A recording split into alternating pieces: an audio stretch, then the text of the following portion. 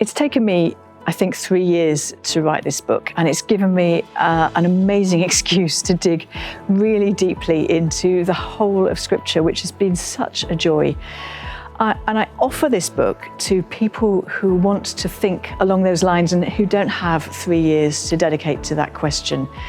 Pastors who want to preach peacefully and faithfully. Pastors who want to engage meaningfully when someone in their church wants to make an allegation of domestic abuse.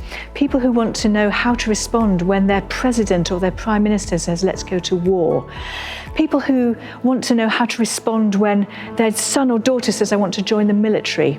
Should we support nuclear weapons or should we resist them?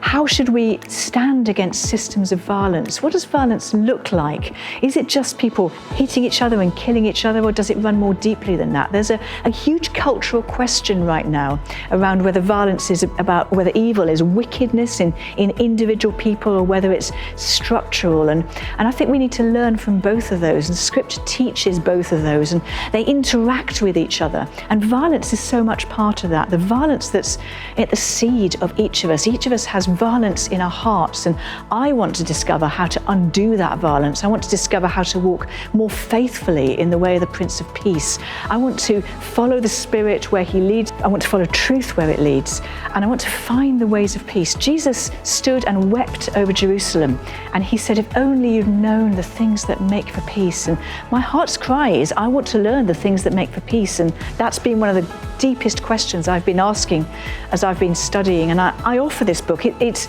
of course it's not perfect. There's so much more I would love to say, so many things that I know I want to say and haven't had space for, but no doubt many blind spots that I haven't been able to even notice, but I offer it to the conversation. My hope and my prayer is that this book will resource the church in ways of peace.